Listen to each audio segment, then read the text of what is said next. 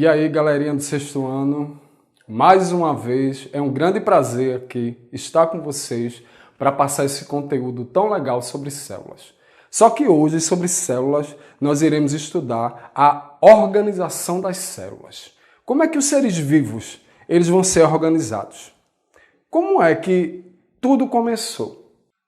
Bom, falando da organização dos seres vivos, primeiro a gente tem que falar do átomo. O átomo, ele é o início de tudo.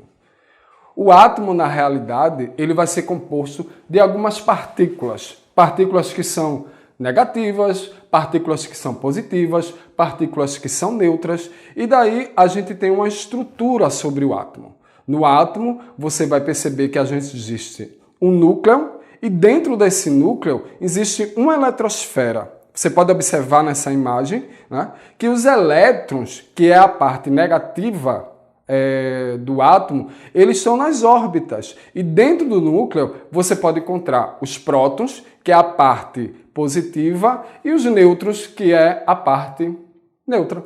Bom, se a gente está falando de organização, a gente vai falar de junção, a gente vai falar de formação, a gente vai falar de conjuntos. Então, quando você reúne um conjunto de átomos, você vai formar moléculas. E essas moléculas, elas podem ser o quê? Né? Vamos falar da água, a molécula da água. A molécula da água, ela tem lá, a gente tem que lembrar da tabela periódica, dos elementos que existem na tabela periódica, que é hidrogênio, oxigênio e tantos outros elementos. Mas a molécula da água, ela é formada por duas moléculas de hidrogênio e uma molécula de oxigênio. Como você pode ver nessa imagem, dá para ver a estrutura molecular da água. Bom, se falando dessa composição e dessa junção, a gente também fala sobre a formação, né, dessas substâncias que irão formar células. As substâncias, elas podem ser formadas de várias coisas, né? A gente tem substâncias que são inorgânicas, substâncias que são orgânicas. Quando se fala de substâncias inorgânicas, a gente pode se falar do prego, você pode falar do ouro, você pode falar do carvão, você pode falar do mercúrio. Todas essas substâncias que eu acabei de falar, elas são substâncias inorgânicas. Mas quando se trata de células, são substâncias orgânicas. E uma das células que você pode ver que está sendo formado é um axônio. Veja como esse axônio é lindo, a formação dele. Por quê? Cada célula ela tem uma formação diferente, ela tem um formato diferente, por causa de sua estrutura molecular. E agora a gente vai falar um pouco sobre a composição química das células. Quando aí já vem química, mas professor, a gente está no sexto ano e o que é química? Por que você está falando de química? Química, na realidade, ela faz parte das ciências. As ciências, né, que são ciências da natureza, quando você chega no ensino médio, ela vai ser fragmentada em biologia, química e física. E se trata de ciências. Só que aí, para se falar de química, a gente vai falar sobre as moléculas orgânicas. Eu não disse para vocês que o conjunto das células, elas formam as moléculas? Então, as moléculas orgânicas, elas vão passar por uma associação, né? Uma associação maiores. E daí ela tem uma composição. E o que é uma composição? Do que ela é formada. Então, a célula pode ser formada por carboidratos, lipídios, proteínas e ácidos nucleicos. Bom, vamos falar sobre os carboidratos? O carboidrato, na realidade, ele se trata de um macronutriente que é formado fundamentalmente por moléculas de carbono. Lembrando, mais uma vez, de elemento químico. Ela é formada de molécula de carbono, hidrogênio e oxigênio. Nessa imagem que vocês podem observar, a gente tem aí a formação molecular do que a gente chama do dióxido de carbono. O dióxido de carbono ele é formado por uma molécula de carbono e duas moléculas de oxigênio. Lipídios. O que são lipídios? Os lipídios, na verdade, são compostos com estrutura molecular bem variada, apresentando aí diversas funções orgânicas.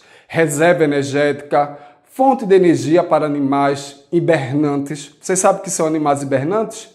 Lembra ali daquele urso polar que ele passa o tempo, no inverno, que ele acumula gordura e vai passar o tempo dormindo? Pronto, esse é um tipo de reserva. Os lipídios também vão servir como um isolante térmico, no caso dos mamíferos, e além de colaborar na composição da membrana plasmática das células, os fosfolipídios. Nessa imagem que vocês podem ver, a gente tem aí os fosfolipídios formando a bicamada da membrana celular, onde a gente tem o glicolipídio, a glicoproteína, o fosfolipídio e outras estruturas também que fazem parte da célula e parte da organização dos seres vivos. E agora vamos ver um pouco sobre proteínas. As proteínas, na realidade, são compostos orgânicos abundantes em todos os organismos. E, de acordo com alguns autores, em animais superiores, essas macromoléculas constituem aproximadamente 50% do peso seco de seus tecidos. As proteínas estão presentes em praticamente todas as estruturas celulares e sendo ainda responsável pela constituição de anticorpos e hormônios, por exemplo. Aí você vai me perguntar, professor, o que são anticorpos? São células de defesa do nosso corpo. Quando você está doentinho, tem aquela célula que vai defender o teu corpo contra aquela doença e colocar para fora tudo que há de ruim. E daí a gente vê uma imagem sobre essa questão da proteína. Só que essa proteína que vocês estão vendo nessa imagem daí é uma proteína que está sendo mostrada na membrana plasmática. Por quê? Ela tem uma função que a gente chama de transporte. E é um transporte facilitador. Porque a membrana plasmática, ela seleciona o que entra e o que sai da célula. Só que aí tem estruturas que vão entrar facilmente e tem outras estruturas que não entram tão facilmente. Então, por isso que as proteínas, elas vão gastar uma certa energia, certo? Que a gente chama essas proteínas de carregadoras e aos poucos elas vão puxando para dentro esse material que está no exterior da célula para o interior da célula. E agora a gente vai para um nome bem complicadozinho, Ácidos nucleicos. Ácidos. O que são ácidos nucleicos? Os ácidos nucleicos, eles podem ser definidos como polímeros. São macromoléculas que são formadas a partir de unidades que são bem menores. São compostos por moléculas que são conhecidas como nucleotídeos. Presta bem atenção nessa palavra, nucleotídeos. Os dois ácidos nucleicos existentes são o ácido desoxirribonucleico, que é conhecido como DNA. Quando eu falo de DNA, toda vez eu me lembro de Ratinho, do teste de paternidade. Eu acho massa aquele programa. E tem o ácido ribonucleico, que é o RNA. Eles são responsáveis por codificar e traduzir as informações que determinam a síntese de várias proteínas encontradas nos seres vivos. Só que cada um vai ter a sua função. E qual é a função dos ácidos nucleicos?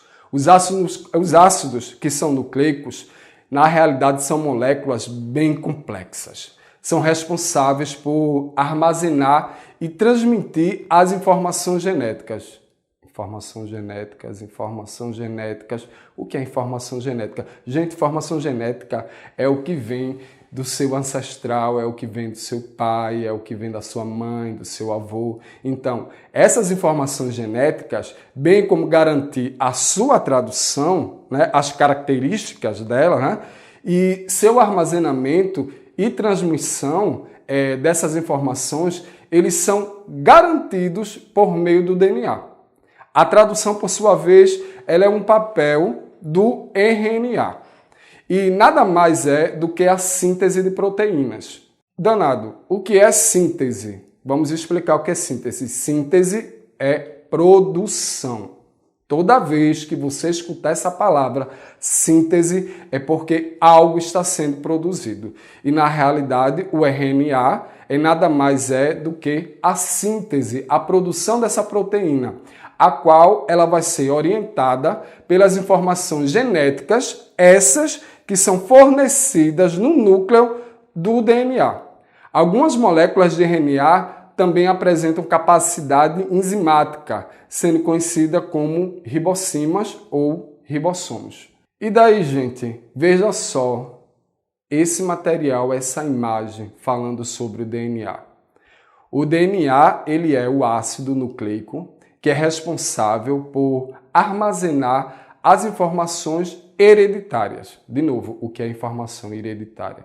Informação hereditária são as informações que vão vir do seu pai, da sua mãe, da sua avó, ou seja, cor da pele, cor dos olhos. Então, essas informações genéticas nessa molécula estão organizadas em unidades que são chamadas de genes, os quais são herdáveis. Então, no DNA, a gente encontra o que a gente chama de bases nitrogenadas. E essas bases nitrogenadas, lógico que ela vai ter nome. A gente tem a adenina, a timina, a citosina e a guanina, quando se trata do DNA. Então, vamos continuar sobre a questão da composição dos ácidos nucleicos, só que agora iremos falar sobre o RNA. Então, nessa imagem que você pode ver, né, o RNA ele também é um ácido nucleico, só que ele é relacionado com a síntese de proteína. Lembrando de novo, viu? Síntese é proteína, síntese é produção. Toda vez que se fala de síntese, nós estamos falando de produção. E, além disso, algumas moléculas de RNA, elas apresentam uma função catalítica, ou seja, sendo denominada de ribossomos. Então, o RNA ele vai ser constituído de adenina, guanina, citosina e uracila. Qual será a diferença, né, de RNA e DNA? O que é que tem dentro do DNA? O que é que tem dentro do RNA? A diferença é que no RNA a gente encontra a uracila, que não existe no DNA. Vamos falar sobre a célula, tá? Então, como eu estou falando sobre a organização de um ser vivo, e nada melhor do que falar sobre a organização do nosso corpo, né? A união dos átomos, eles vão formar a união de moléculas. Essa união de moléculas forma a união, né, vai formar, na realidade, células. As células, na realidade, ela vai ser uma estrutura básica, né? E sua classificação ela é bem comum. Então, é comum dizer que uma célula ela vai ser composta por 3 partes básicas, que é membrana plasmática, citoplasma e núcleo. Essa informação, no entanto, é incorreta quando analisamos alguns tipos de células. Todas as células elas vão possuir uma membrana plasmática e citoplasmas, mas o núcleo ele vai ser uma estrutura que vai estar ausente em algumas células. E quais são essas células? Que células será que o núcleo ele vai estar ausente? Umas células que são chamadas de procariontes. Então, quando a gente fala de célula, a gente tem que lembrar que vai existir célula procarionte, eucarionte e vai ter aqueles organismos que são acelulares. Então, nesse tipo de célula, o material genético ele está disperso no citoplasma. Assim sendo, analisando a estrutura básica de uma célula, podemos classificá-las, como eu estava dizendo para vocês, em procarionte e eucarionte. Bom, as procariontes, na realidade, vão ser aquelas células que não têm um núcleo definido, né? O seu núcleo ele vai estar disperso ali no citoplasma e vai faltar algumas organelas ou organoides. Já quando se fala da célula que é eucarionte, o núcleo ele vai ser envolvido por uma membrana plasmática. Já a célula, né, que vai estar delimitada pelo envoltório nuclear, portanto, ela vai proteger o material genético dessa célula. Então, as células, dando uma definição geral, né? No caso das células que são procariontes, ela vem do latim pro, primeiro. Por que primeiro? Porque foi primeiro, elas foram as primeiras. São as células mais simples. E cário é o núcleo, que pode ser definidas como, assim, definidas a grosso modo, como as células que não possuem material genético delimitado por um envoltório nuclear. Porque quando se trata da eucarionte, a célula vai estar sendo, sim, delimitada por esse envoltório nuclear, que é uma membrana, né? Isso quer dizer que o seu material genético da procarionte, ele vai estar disperso no citoplasma. E daí a gente tem as principais características de uma célula procarionte. A principal característica de uma célula procarionte, na realidade, é a ausência desse núcleo que ele está delimitado. Nessas células vai se observar apenas um local, que a gente chama de nucleoide. E nesse local vai conter o DNA, né? A gente tem contendo o DNA, que a gente pode chamar o DNA circular, que é um DNA cromossômico. Ele não é associado a proteínas. E pode existir ainda pequenas moléculas de DNA que elas vão estar o quê? Livres no citoplasma, conhecida como plasmídeos, que eles são circulares, né? Que são capazes de se reproduzir independentemente do DNA cromossômico. Então, olha que linda essa imagem aí da célula procarionte, né? Que é uma célula de uma bactéria. Você pode observar que o nucleotóide, que ele é o DNA, ele tem ali, ó, todo o seu material genético que está espalhado pela célula. E esses pontinhos verdes que você pode estar vendo, esses pontinhos verdes são os ribossomos, né? Na célula procarionte você vai encontrar tanto parede celular e vai encontrar também a membrana plasmática. Na célula eucarionte, que nós iremos ver nas próximas imagens, vocês vão observar que na célula animal só vai possuir a membrana plasmática. E na célula vegetal eu tenho a membrana plasmática e eu também tenho a parede celular. Então, na célula procarionte você encontra os dois. Você encontra a parede celular e você encontra também a membrana plasmática. E daí, na célula procarionte, que ela é do reino Monera, que faz parte aí das bactérias, a gente tem aí o pilus e tem esse flagelo. Esse flagelo ele é formado através da membrana plasmática. Olha só que legal agora, a célula eucariótica animal. Vejam que imagem legal. Vejam que essa estrutura ela é bem mais complexa quando se trata de uma célula procarionte. A gente vê que ela já possui aí uma membrana plasmática, a gente vê que ela possui um citoplasma, percebemos que ela possui um núcleo, porque quando se trata de célula, vai ter 3 unidades básicas: membrana plasmática, citoplasma e núcleo. E dentro do citoplasma, que na realidade ele vai ser constituído praticamente de água, você pode encontrar o que a gente chama de organoides ou organelas. Dentro desses organoides, que cada organoide vai ter uma função, você vai ver mitocôndria, vacúolo, citoplasma, lisossoma, o ribossomo, o retículo endoplasmático liso, o retículo endoplasmático rugoso. E temos agora a célula eucarionte vegetal, né? Quando se fala de célula eucarionte animal, na imagem que a gente viu anteriormente, né, são as células que se encontram nos animais. Mas nessa imagem, essa célula você vai encontrar nos vegetais, que é uma célula diferenciada. Por quê?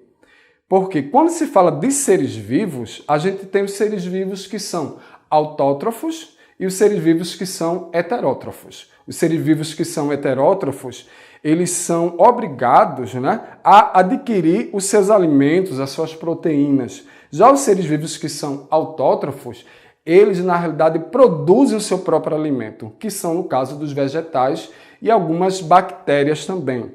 E nesse caso da célula eucarionte vegetal, dá para observar que a gente agora vai ter o quê? A parede celular, que tem na célula pré-eucarionte, tem a membrana celular, que também tem na célula procarionte. Existe aí dentro do citoplasma o cloroplasto, que tem uma importância fundamental na produção da energia através da fotossíntese. Mas observe que eu tenho o núcleo organizado. Esse núcleo organizado aí por um envoltório nuclear, porque toda célula que é eucarionte, ele vai ter o seu núcleo organizado. E dentro do seu núcleo você vai ver o nucleolo, onde a gente vai encontrar o que, pessoal? Os ácidos nucleicos. Os ácidos nucleicos que são o DNA e o RNA.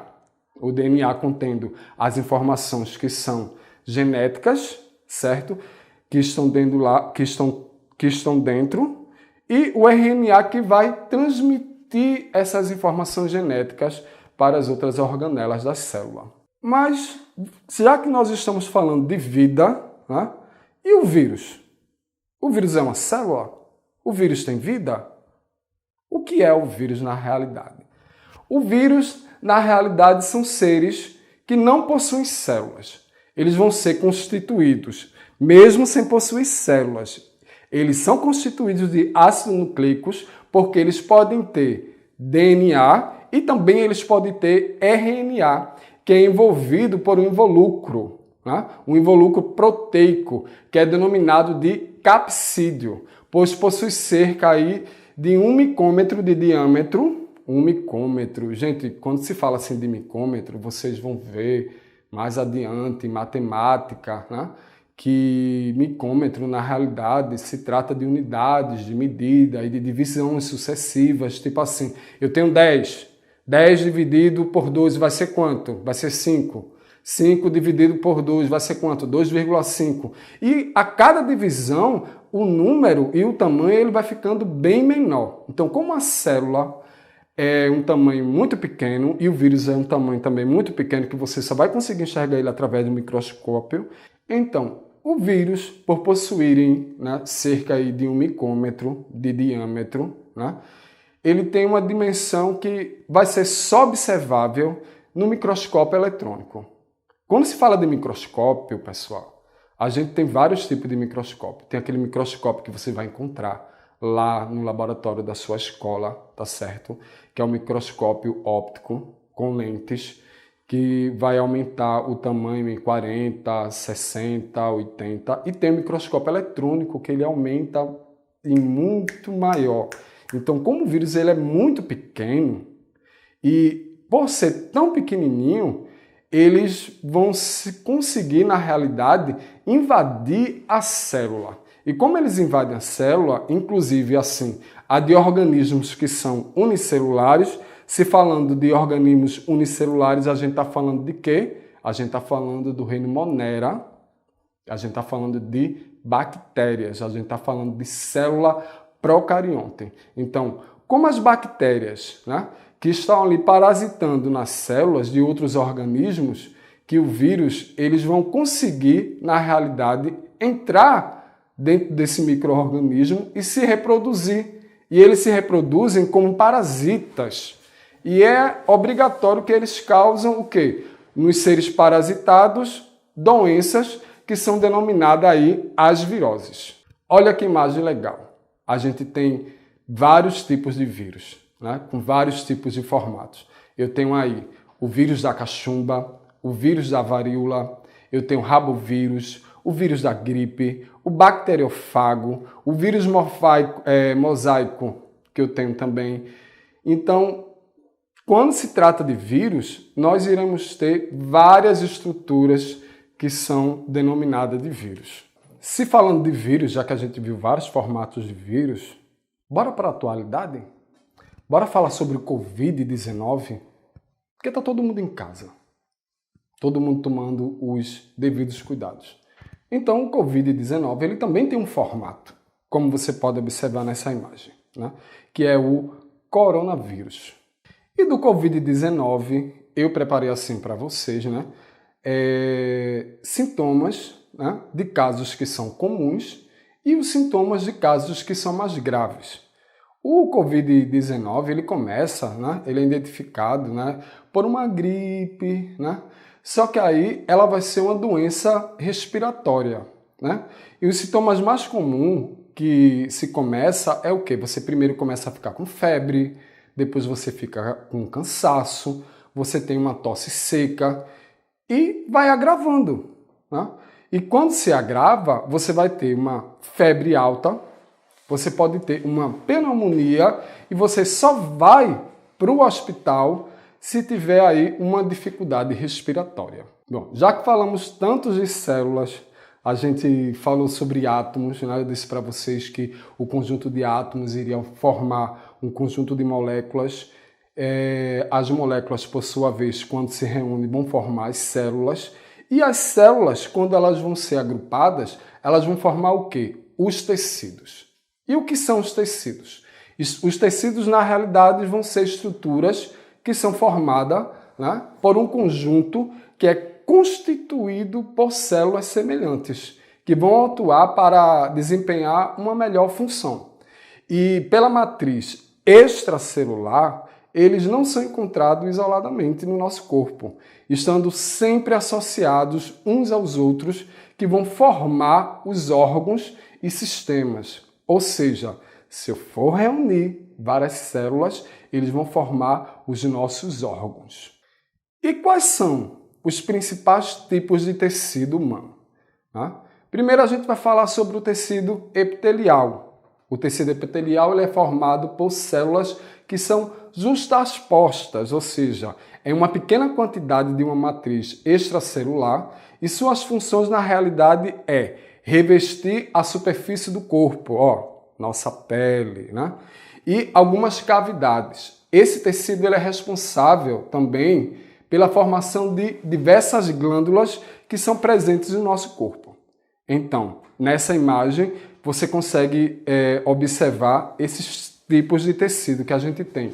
O epitélio simples, o epitélio estratificado e o epitélio pseudo-estratificado. Toda vez quando se fala o nome pseudo, aí você pode lembrar, aquela pessoa falsa, é uma coisa que é falso, não existe, é duvidoso. Então, pseudo-estratificado, ele se parece com o epitélio estratificado, mas ele é um pseudo, ele é diferente. Observe na imagem que no epitélio estratificado, eu tenho ali duas camadas. E no epitélio pseudo-estratificado, eu só tenho só uma camada, né? E seu formato ele vai ser bem diferente.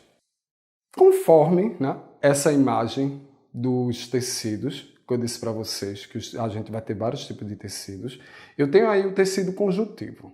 O tecido conjuntivo, a gente tem um tecido adiposo, a gente tem o tecido cartilaginoso, a gente vai ter o tecido ósseo e a gente vai ter o tecido sanguíneo.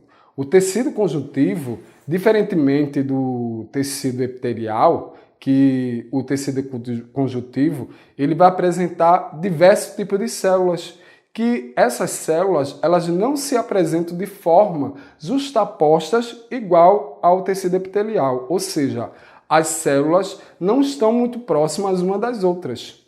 Nesse tecido há ainda uma matriz que a gente chama de matriz extracelular. Vamos agora para o próximo tecido, que é o tecido muscular, que você pode ver nessa imagem. Esse tecido ele vai apresentar aí células alongadas, com incrível capacidade de contração. Olha meu braço, contraindo. Eu aqui fazendo o muque, porque estou contraindo, né? Então, essas células, por serem alongadas, elas vão possuir uma contração. Então, esse tipo de tecido está ligado à nossa locomoção e alimentação, além de garantir que as células do corpo recebam o quê? Nutrientes e oxigênio. Então eu tenho o músculo que é estriado esquelético, eu tenho um músculo que é liso e tenho um músculo estriado cardíaco. Você pode observar aí, né, nessa imagem, né, onde é que a gente vai encontrar os tecidos, esses três tipos básicos de tecido muscular. Ou seja, o tecido muscular estriado esquelético, o tecido muscular estriado cardíaco e o tecido muscular estriado esquelético liso, né? Que vão participar aí dos nossos órgãos. E agora a gente vai para outro tipo de tecido, o tecido nervoso.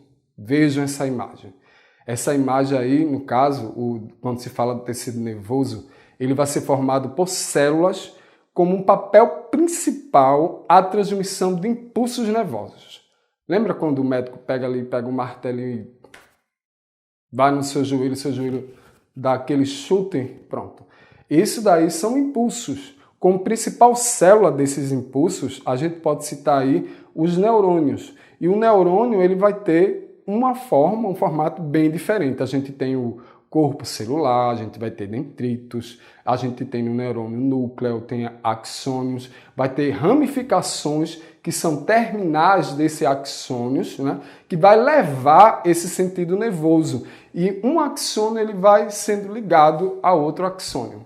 Sim, gente, falamos sobre os tecidos. Só que a reunião desses tecidos vão formar os nossos órgãos, os órgãos do nosso corpo humano, que são constituídos por 2 ou mais tipos de tecidos diferentes, que são responsáveis por realizar o quê? Funções específicas do nosso organismo. O corpo humano ele vai apresentar inúmeros órgãos reunidos, em que a gente chama de sistema, que vão atuar juntos para o pleno funcionamento do nosso organismo. São órgãos que vão participar do nosso corpo humano.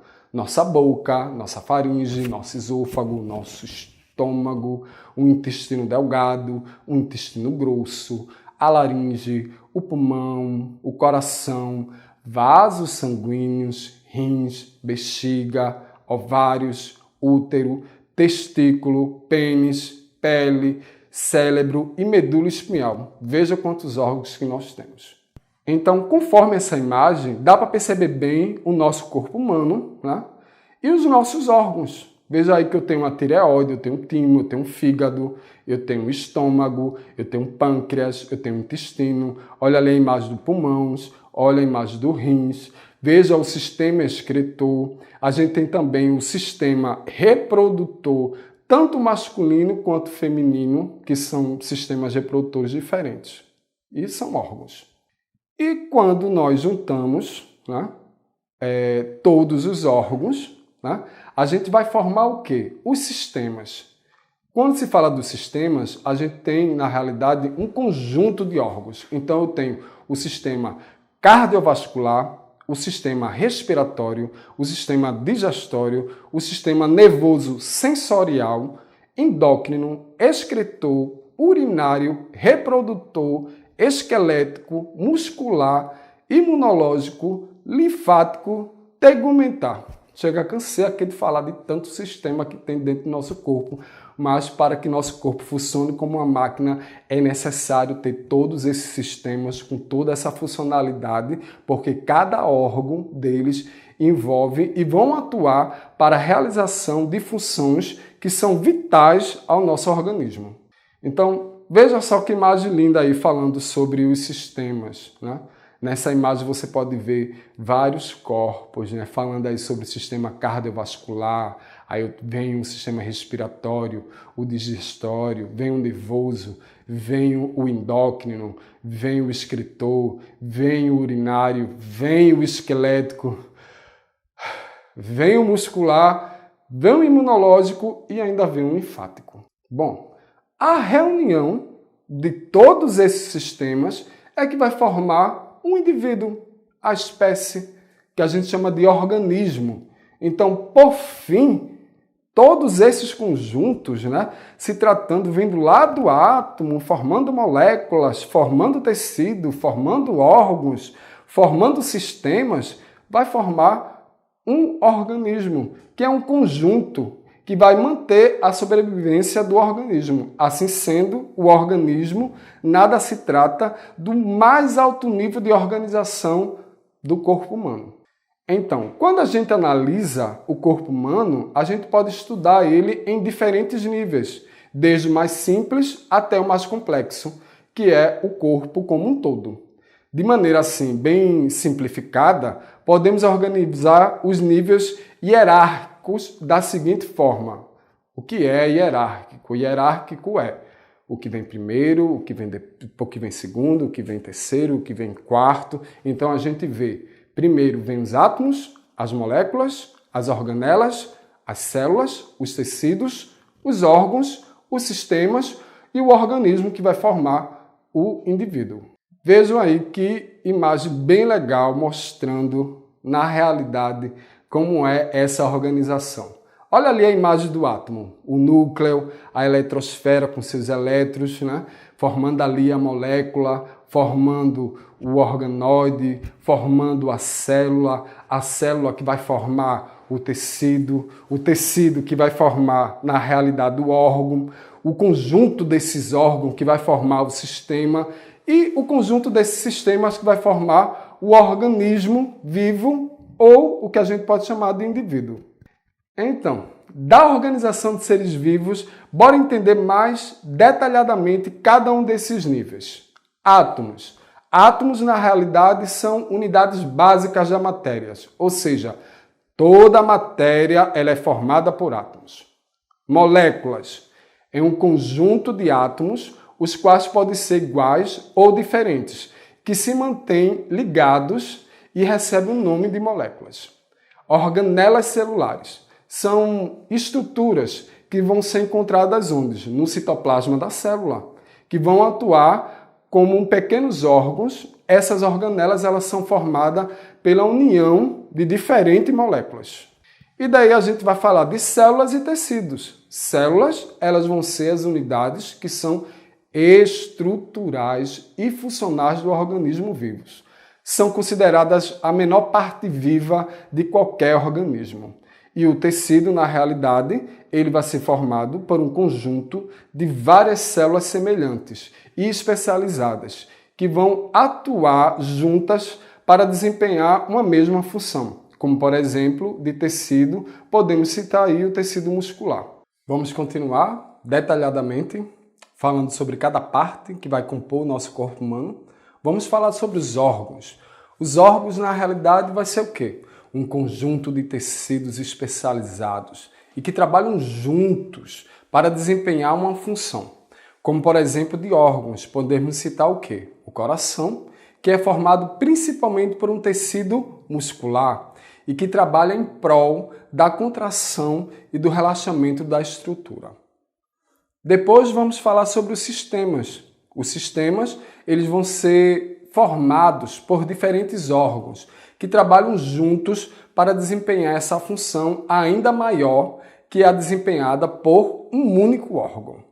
A partir do exemplo do coração, podemos citar o sistema cardiovascular, que também é formado por vasos sanguíneos, né? Esse sistema ele garante o transporte de nutrientes e oxigênio para todo o organismo. Então, quando se fala do organismo, do indivíduo, né, que ele é formado por um conjunto de sistemas que vai trabalhar em prol da sobrevivência do indivíduo. O organismo humano, por exemplo, ele só funciona graças à ação conjunta de sistemas, tais como o sistema nervoso, o sistema cardiovascular, o sistema digestório e o sistema respiratório. Não fiquem preocupados que vocês vão ver esse assunto detalhadamente nos próximos anos. Bom, se falando de indivíduo, né, se falando dessa formação, dessa organização, a gente tem que ir um pouco mais além, né, dessa organização desses seres vivos. Então, quando se fala de indivíduo, o conjunto de vários indivíduos, a gente vai dar o nome a ele de população. Esse termo população, ele tem como consoante a disciplina que se refere a distintas definições. Em ciências, define-se como um conjunto de indivíduos da mesma espécie, que vivem numa mesma área em um determinado período. Em sociologia, define-se como um conjunto de pessoas adscritas a um determinado espaço num dado de tempo. Bora lembrar da nossa sala de aula? Quando nós estamos na nossa sala de aula, que você está ali com todos os seus coleguinhas e o professor, nós temos um conjunto de indivíduos e nós temos aí uma população. Saca aí essa imagem bem legal em relação à questão da população. A cidade, os prédios lá atrás e as pessoas juntas reunidas. Vejam que essas pessoas elas são da mesma espécie. Se fala de população, a gente tem que dizer que população vai ser um conjunto que vai ser formado por uma única espécie, viu? E não por espécies diferentes. E daí a gente vai para a comunidade. A comunidade em ciências, na realidade, vai ser um conjunto de seres vivos, né? Seres vivos que são diferentes e que vão interagir uns com os outros em uma certa área.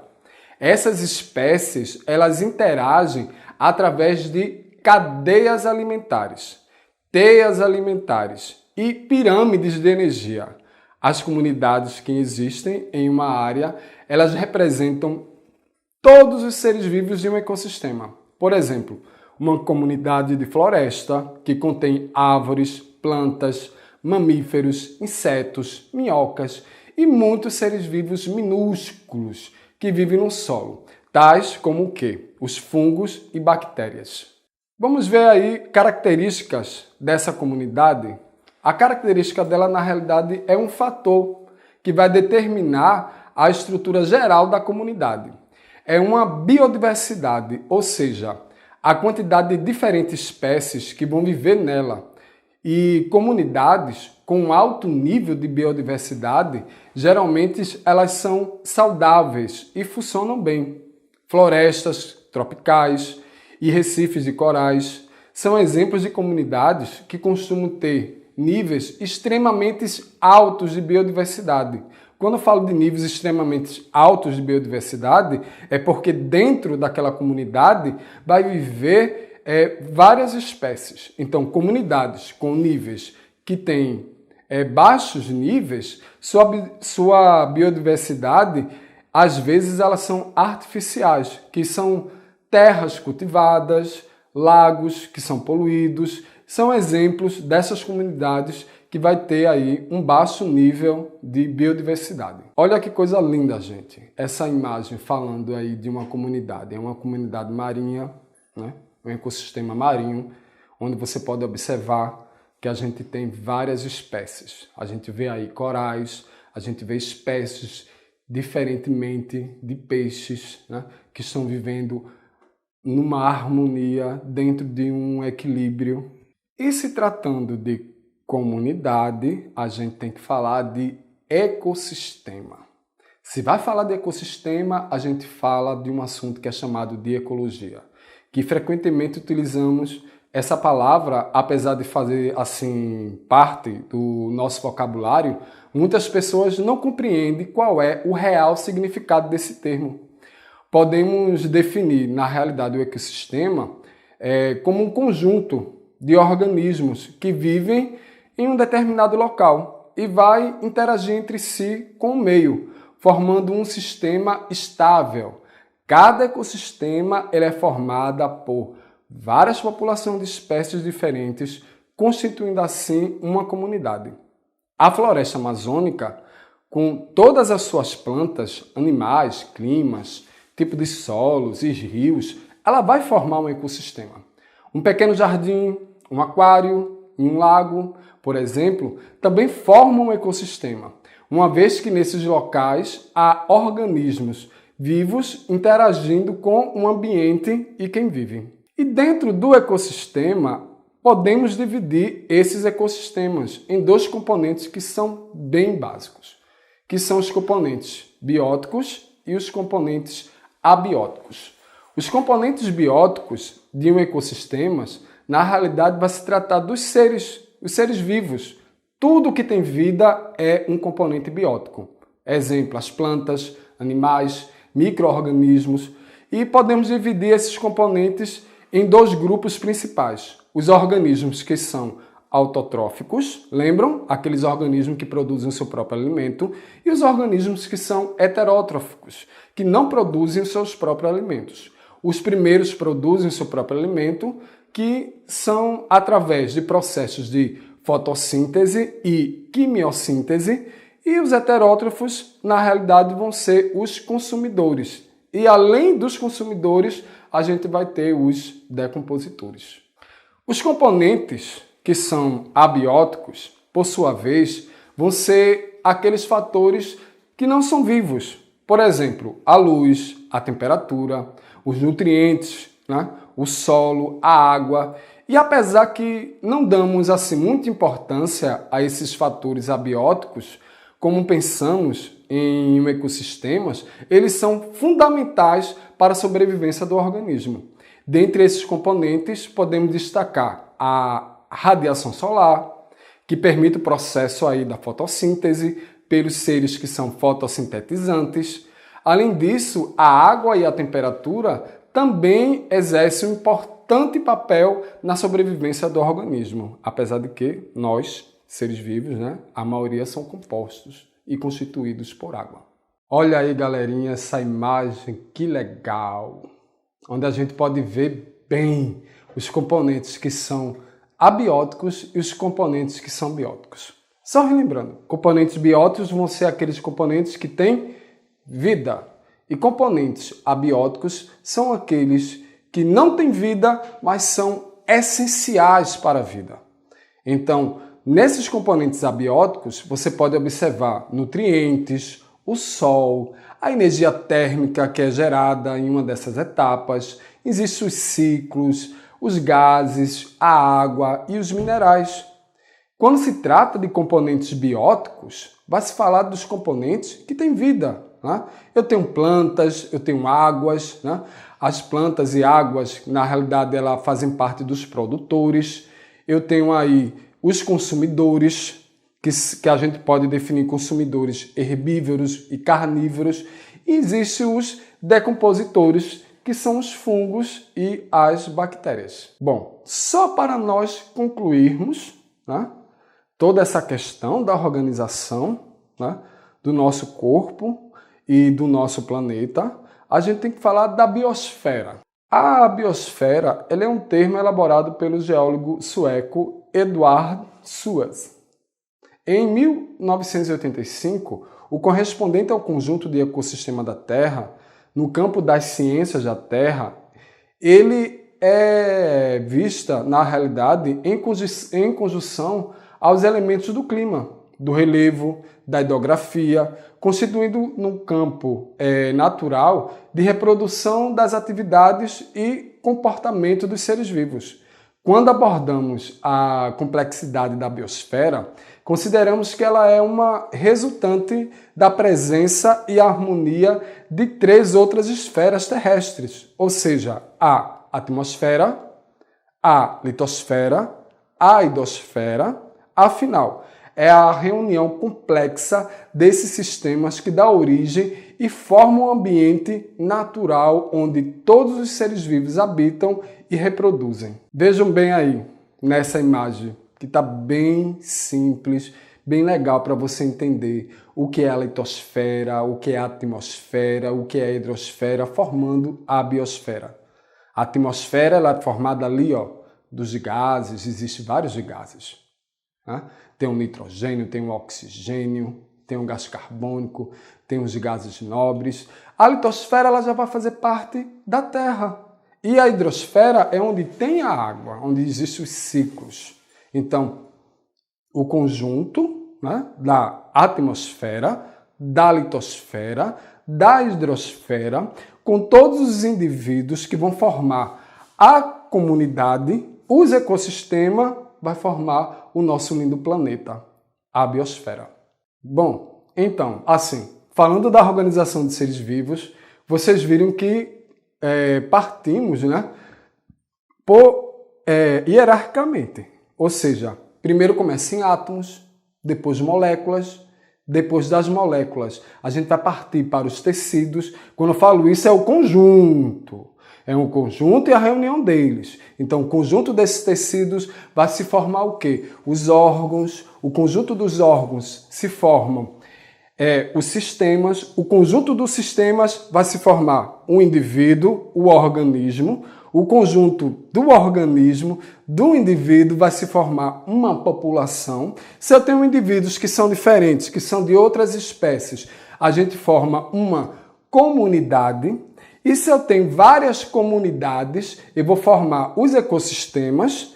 E dentro desses ecossistemas, reunindo todos os ecossistemas, né, que a gente tem ecossistemas dentro do nosso planeta, que a gente vai falar sobre a biosfera, que eu tenho a hidrosfera, a litosfera, né? Vai se formar o quê? O nosso planeta. Então, pessoal, até a próxima. Eu espero que vocês tenham gostado dessa aula, da organização dos seres vivos como um todo, como a gente começa da menor partícula até chegar à nossa biosfera. Valeu!